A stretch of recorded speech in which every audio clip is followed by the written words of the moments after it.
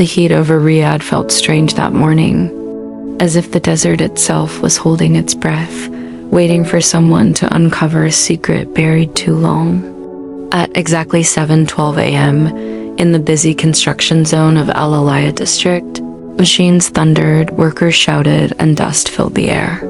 It was supposed to be just another routine day until the excavators' claw struck something solid. A loud metallic crack echoed through the site.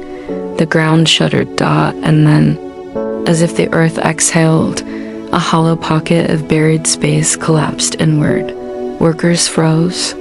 The foreman shouted, "Stop everything. There's something under the sand." Dozens of boots rushed toward the pit as the excavator slowly lifted the soil away, revealing the curved outline of a car roof, eaten by time and sand, trapped under layers of earth like a fossil. A buried car in the heart of Riyadh. Impossible, yet it was right there, where sand was brushed away. The windows appeared broken, dust-packed. Then the interior slowly came into view. A worker leaned in with a flashlight, and the moment that light pierced the darkness, every sound at the site died. A human skeleton sat in the driver's seat, not collapsed, not in pieces, but upright. Seatbelt fastened, hands resting on the lap, as if the driver had simply frozen in time, and the uniform, though decayed and brittle, was unmistakably a police uniform. The badge looked ancient, but the emblem still glimmered through layers of dirt. The worker's hand trembled as he wiped the metal clean. Letters emerged, one by one, forming a name that once echoed across Riyadh's police reports, Al-Harbi. A cold silence swept over everyone. No one spoke, but in every mind, the same realization was forming. They had heard this name. They had read about this disappearance.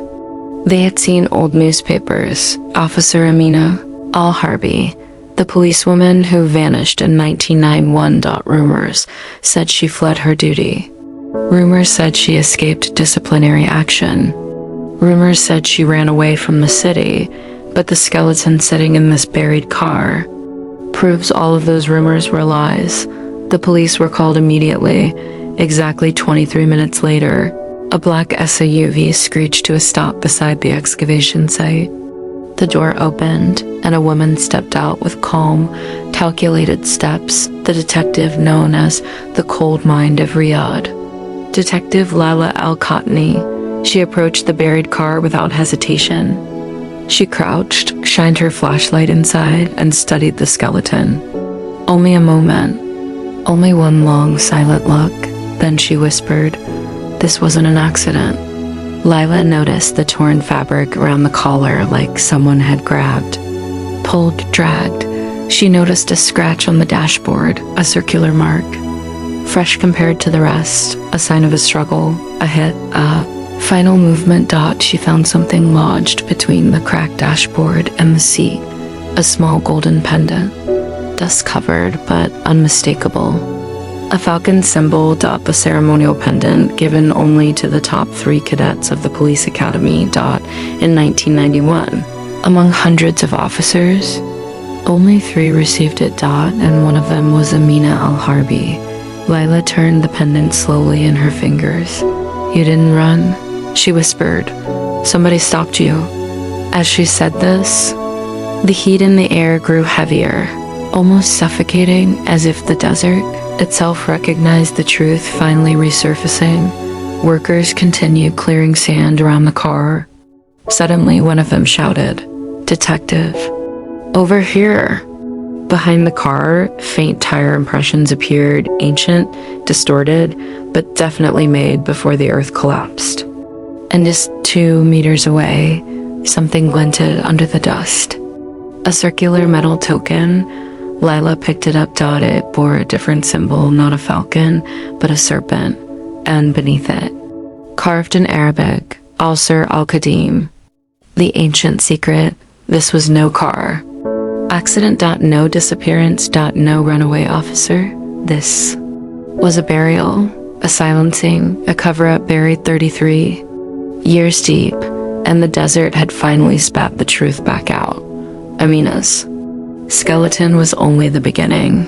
The secret she died protecting, or the secret she died because of, was still hidden somewhere beneath Riyadh's restless streets. And now, Detective Laila knew someone, somewhere, would not be happy that this grave had been opened. The case wasn't reopening. It was being reborn. The sun climbed higher over Riyadh, but the construction site felt colder, as if shadowed by something ancient waking up. Detective Laila held the serpent emblem coin in her hand, its metal warm despite being buried for decades. Symbols like this weren't part of any official department, not any known one at least. One of the forensic officers approached her, his voice low. "Detective, you need to see this." She followed him to the far side of the pit where they had extracted the car. Beneath the layers of compacted soil, a second metallic shape had begun to surface. Not a vehicle, but something flatter. A box, about 3 feet across, rusted. Locked shut. It had been buried with the car. Laila knelt beside it. The box was reinforced with steel bands, too strong for an ordinary civilian container.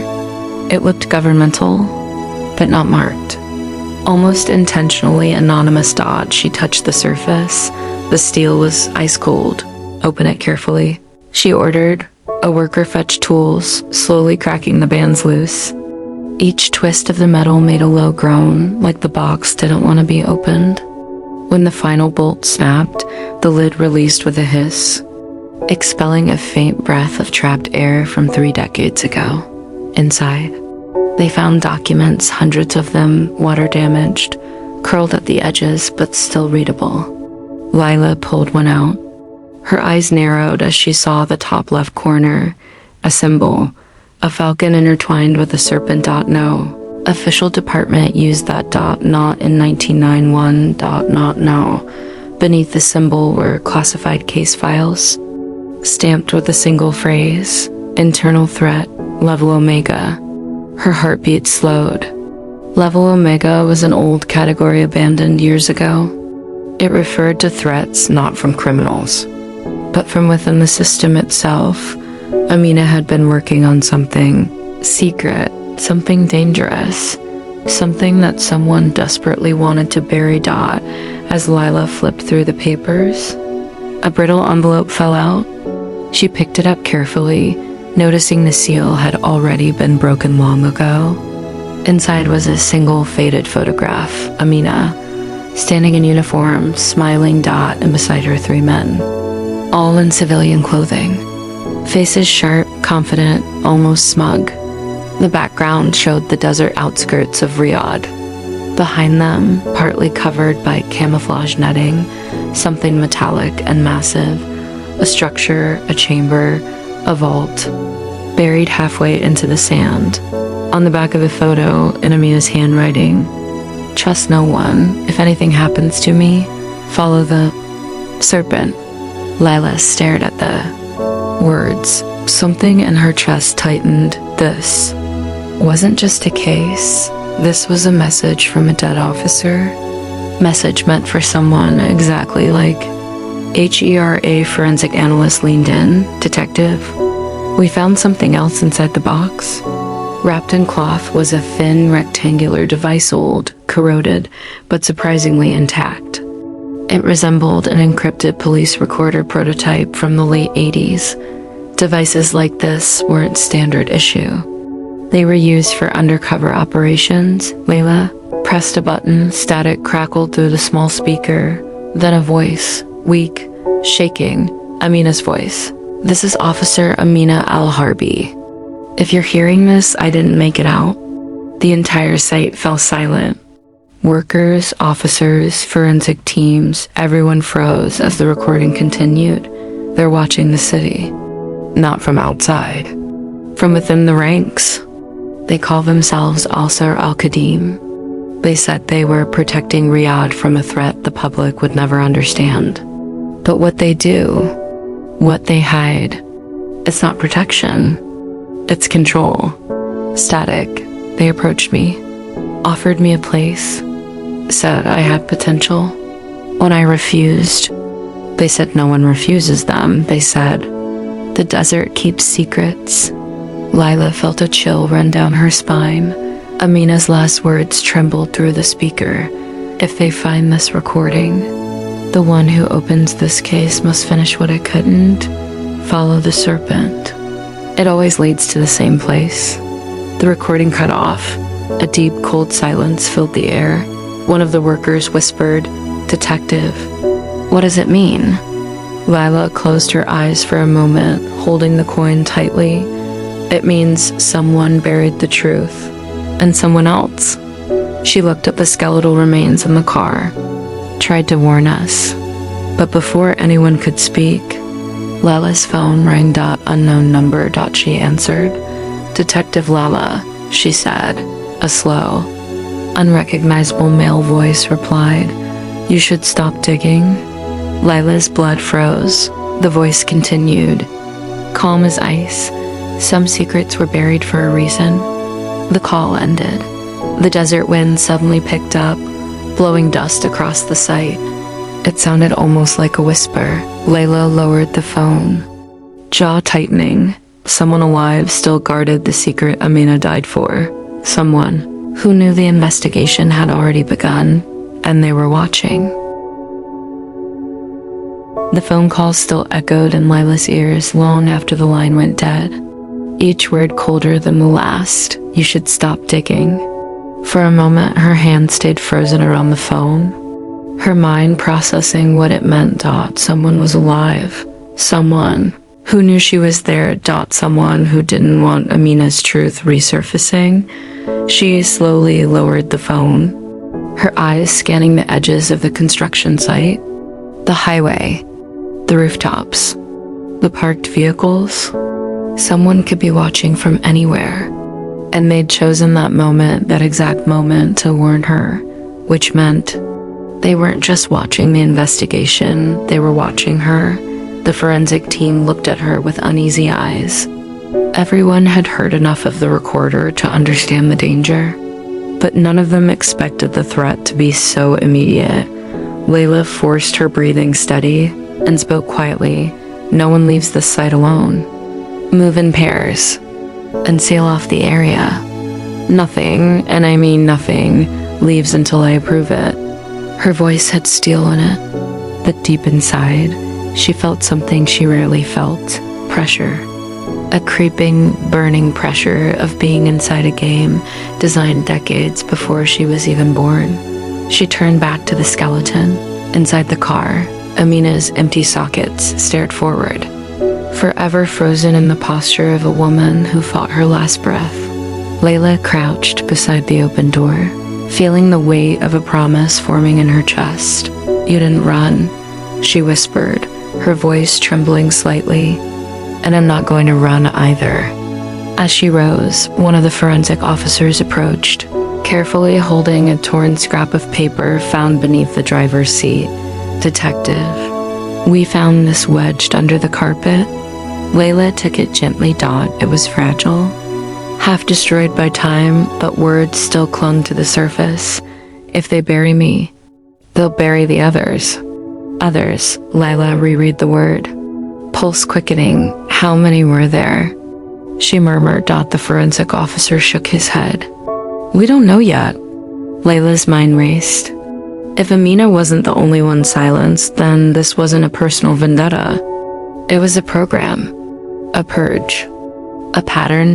And then the second line of the note revealed itself. "Look where the city ends." Laila stiffened. The outskirts, the same place shown in Amina's old photograph, the desert, structure hidden under netting. She needed to go there, but she also knew this. Al-Sir Al-Qadim wasn't an ordinary shadow group. If they called her already, they were prepared. They expected her to come. She pocketed the coin with the serpent emblem. "Close everything up," she told the team. "Guard the site. Armed detail only. No wakes. If anyone asks what we found..." She paused. "Tell them we found nothing." One of the officers hesitated.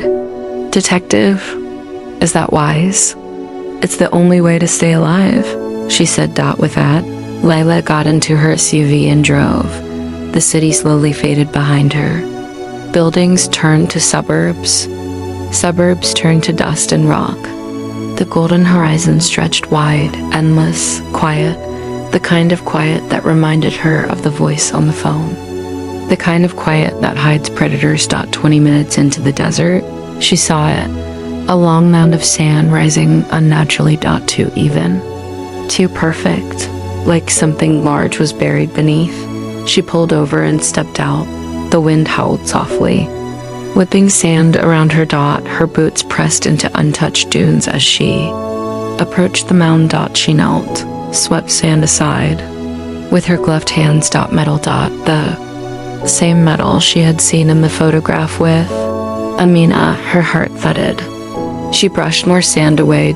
Soon, a massive steel door emerged beneath the dunes, rectangular, reinforced, sealed shut with rusted bolts. And on its surface, barely visible through decay, was the same symbol, the serpent intertwined with the falcon. The emblem of the secret that had killed Amina. Breath caught. This is it, she whispered. Laila pulled a crowbar from her vehicle and set to work, each bolt grown like a wounded animal. Each movement felt like peeling back a layer of someone's forbidden past. Finally, with a shuddering crack, the metal door shifted. A gust of cold, ancient air washed over her, carrying the smell of dust, iron, and forgotten years. She lifted her flashlight and stepped inside. A long tunnel stretched forward, lined with concrete walls. Old wiring dangled overhead. The floor was littered with sand that had blown in over decades. She kept her steps slow, quiet, her flashlight cutting through the darkness. The tunnel opened into a chamber. Her breath froze. Bodies, not skeletons, bodies preserved in sealed glass capsules, dusty, cracked, but intact. 6 in total. Each capsule marked with a name, each name belonging to officers who had disappeared between 1989 and 1993. Cases classified as missing without trace. Amina wasn't the only one. They didn't just silence her, they silenced all of them. Laila's knees weakened for a moment. This was beyond anything she imagined. This was a secret tomb, a hidden graveyard for officers who refused to join. Officer Al-Qahtani. And on the wall behind the capsules, written in black aging paint, loyalty through fear, strength through secrecy. A rustle echoed from the shadows. Laila spun around, flashlight trembling. A figure stepped out from behind a pillar. Tall, older, face, half in shadow. I warned you, the voice said, the same cold voice from the phone. Her eyes narrowed. Who are you? He stepped into the light. I am the last guardian of what remains, the one they left behind to keep the city safe from the truth. Laila's jaw tightened. Safe from the truth? You murdered officers? You buried them. He tilted his head calmly. They had choices. They refused the oath. You turned the desert into a graveyard? He smiled, a hollow, chilling smile. The desert forgets. Until you forced it to remember. Laila reached for her weapon. Don't move. The man lifted his hand slowly, but his eyes held no fear. You can kill me, detective, but you will only open the first door. There are more. Many more. And the city is not ready. Laila stepped closer, rage tightening her voice. Who gave the orders? His smile widened. Look where the city ends, he repeated softly. This is only one of the places. Before she could react, a low rumble shook the ground. Laila looked down. The sand beneath the chamber was shifting. The structure was collapsing. He had triggered it. You buried them once, she shouted, grabbing the man's arm. You won't bury me. He ripped free, shouting, the truth dies tonight. The floor split, sand rushed in. The chamber roared as metal beams snapped. Laila ran, sprinting toward the tunnel as the collapse thundered behind her. Dust engulfed the air. The ground buckled. Capsules shattered like glass, releasing decades of dust in silence. She threw herself out of the door just as the entire structure caved in. Sinking into the desert like a swallowed memory, she landed hard in the sand. Coughing, shaking, the wind screaming around her, behind her. The mountain collapsed completely. No evidence. No bodies. No chamber. Just sand. The man was gone, swallowed with the truth he tried to protect. But Layla still held one thing in her fist. The serpent coin. She looked at it, breath slowing. "Amina, I found them," she whispered, "and I'll find the rest." Because now she understood this wasn't the end. This was the beginning of a war waged decades ago. A war buried under Riyadh. A war she was now part of. She stood, brushing sand from her clothes. "The desert doesn't keep secrets anymore," she said softly. And as the sun set behind her, casting long shadows across the dunes, Detective Laila Al-Qahtani walked back toward the city, carrying a dead officer's promise into the living world. The truth had awakened, and it wasn't going back underground.